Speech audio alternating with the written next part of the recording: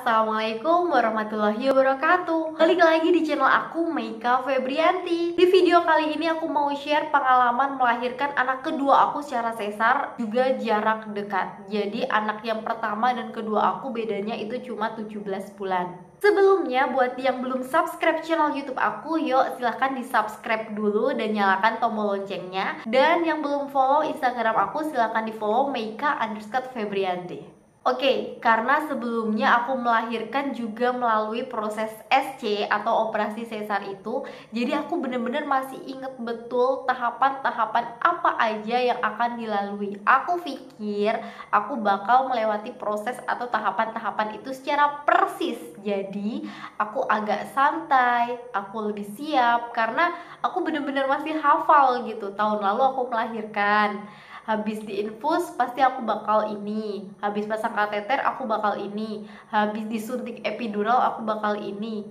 Aku bener-bener masih hafal gitu, dan aku pikir aku bakal melewati hal-hal yang persis seperti itu lagi. Jadi secara mental aku udah siap, rasanya seperti itu lagi gitu.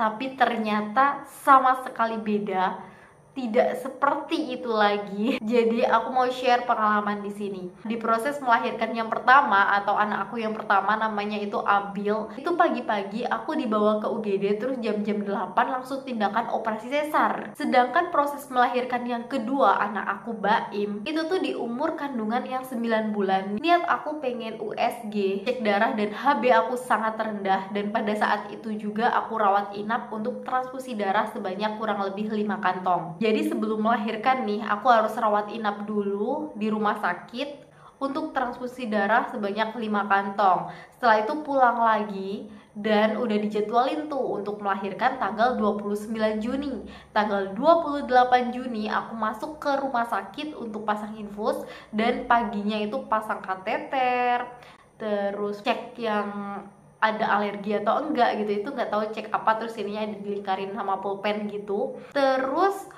sekitar jam-jam setengah 9-an itu baru tindakan operasi. Dan aku pikir tahapan-tahapan yang akan aku lalui dan rasa sakitnya juga akan sama.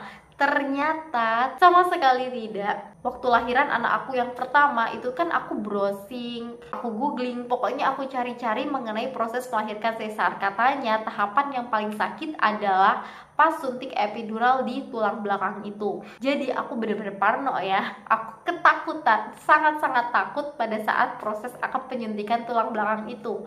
Pada waktu itu disuruh meluk bantal. Ini aku cerita yang lahiran sesar yang pertama atau abang Abil nih. Terus disuntik, rasanya bener-bener gak ada rasanya, kayak malah lebih sakit suntik imunisasi gitu loh. Sampai aku tanya, udah dok, bener-bener gak berasa, karena mungkin aku saking ketakutannya gitu ya. Beda halnya dengan lahiran Baim nih, lahiran sesar yang kedua kalinya. Karena sebelumnya aku udah tahu gak sakit, mungkin terlalu menyepelekan nih. Sama disuruh posisi duduk, kaki selonjor lurus, disuruh meluk bantal juga. Terus saat disuntik itu tuh bener-bener yang rasanya celeng, kayak air es masuk ke tulang-tulang, terus nyari-nyari gitu loh. Bener-bener saat cairan suntikan itu masuk ke badan kita, rasanya tuh sakit banget. Beda banget sama yang aku rasain pada saat operasi yang pertama. Aku sampai bener-bener lemes, sampai dokter-dokter perawat itu, jangan kaku, ditahan, jangan dilawan, sampai kayak gitu. Nanti kalau misal dilawan diulang lagi loh, kan takut ya. Terus udah tuh, udah dicek, dicubit-cubit, berasa nggak, alhamdulillah udah masuk. Terus udah mulai tidur lagi. Dan pada saat lahiran yang pertama Abil, begitu bayinya diambil sama dokter itu, Abil langsung nangis kenceng. Aku pikir bakal terjadi pada Baim, ternyata enggak. Baim sama sekali nggak nangis. Aku sempat panik di situ. Tapi begitu dibawa ke ruang anak, pokoknya suaranya agak jauh sama aku, itu ada suara tangisan Baim. Di situ aku agak lega.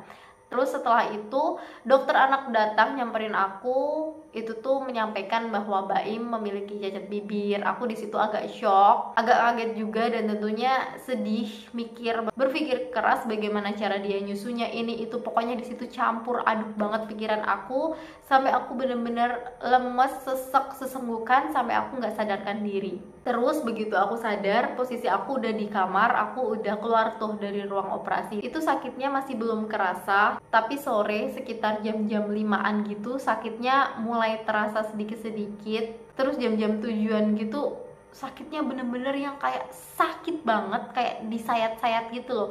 Padahal di kelahiran sesar yang pertama atau abang abilnya ini, itu tuh rasanya nggak sesakit itu gitu. Jadi aku bener-bener di luar ekspektasi aku. Apalagi di lahiran yang pertama, sorenya itu Abil posisinya bayi udah dikasih ke kita. Jadi waktu lahiran Abil, alhamdulillah Abilnya kan sehat tuh, jadi langsung bareng kita. Jadi malamnya langsung nyusuin sendiri. Padahalnya dengan lahiran Baim ini bener-bener kayak yang disayat-sayat gitu, bener-bener jauh lebih sakit, kayak disayat-sayat pisau gitu. Aku sampai nangis sesenggukan sama suami aku waktu itu, malam itu. Dan malam itu perawatnya juga bilang suruh usahain kakinya belajar gerak-gerak sedikit-sedikit gitu.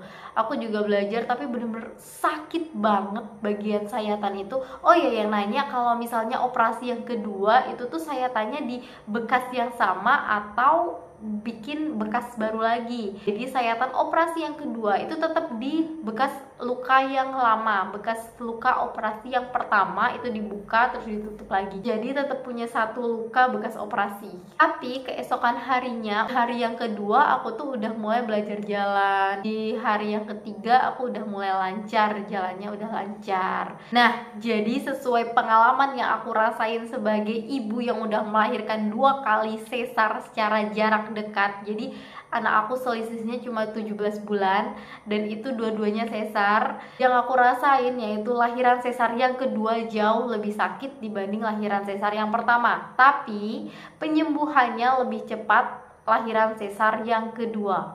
Jadi lahiran sesar yang kedua itu pulihnya lebih cepat gitu. Oke teman-teman, segini dulu video dari aku. Sampai ketemu lagi di video-video selanjutnya. Jangan lupa like, komen, dan juga subscribe. Sampai bertemu di video-video aku lainnya. Dadah, assalamualaikum warahmatullahi wabarakatuh.